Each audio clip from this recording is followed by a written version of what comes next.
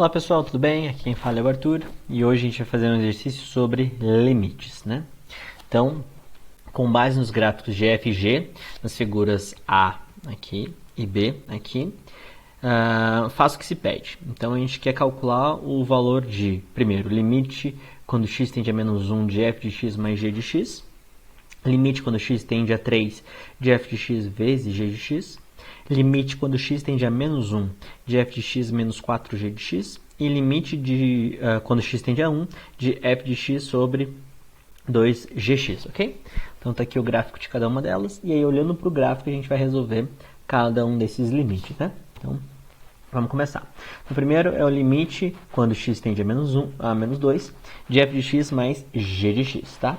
Então, primeiro, vamos reparar que o limite de cada um separadamente, ou seja, o limite de f de x quando x tende a menos 2 e o limite de g de x quando x tende a menos 2, existem e a gente consegue calcular. Basta olhar para o gráfico, né? Então, por exemplo, vamos lá, aqui, ó.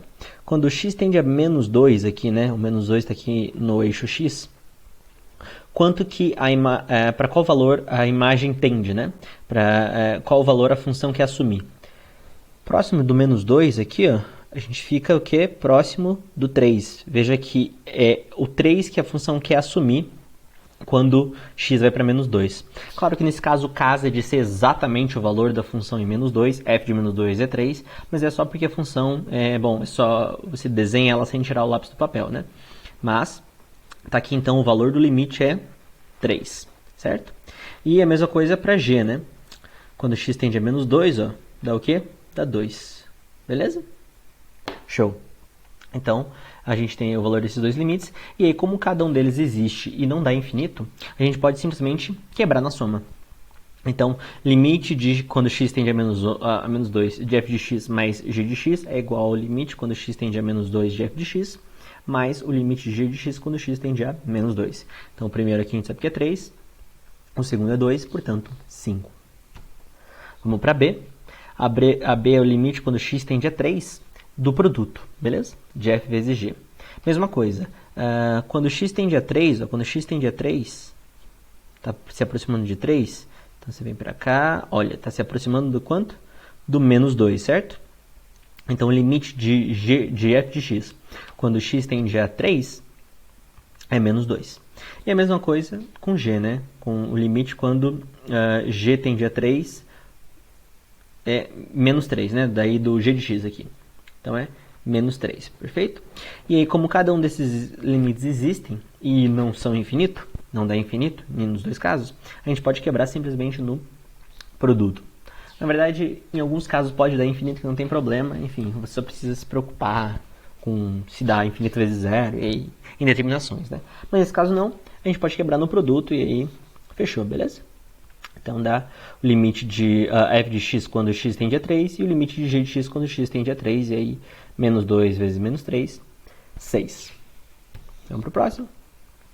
E aí é quando o limite de f de x menos 4gx, opa, aí mudou um pouco, né? Menos 4gx aqui, quando x tende a menos 1. Vamos ver cada um separadamente primeiro.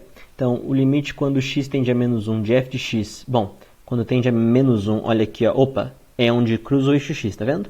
Exatamente onde cruza o eixo x. Então, a função quer valer 0, portanto, o limite é 0. E a mesma coisa com menos 1 aqui, só que o g, né? E aí dá 1, olha só. Então, o limite quando x tende a menos 1 de g de x é 1, beleza? Perfeito. E aí, portanto, a gente pode, como cada um dos dois existem e não dá infinito, a gente pode abrir primeiro na diferença e depois pode jogar esse 4 para fora do limite, dessa maneira aqui. Então, a gente faz limite de f de x com x tendendo a menos 1, menos 4 vezes o limite de g de x quando x tende a menos 1. E aí, 0 menos 4 vezes 0 menos 4 vezes 1 dá menos 4. Próximo, quando x tende a 1 agora de uma fração.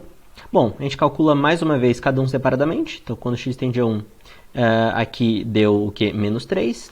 Quando x tende a 1, aqui dá 3 fechado. Fechou?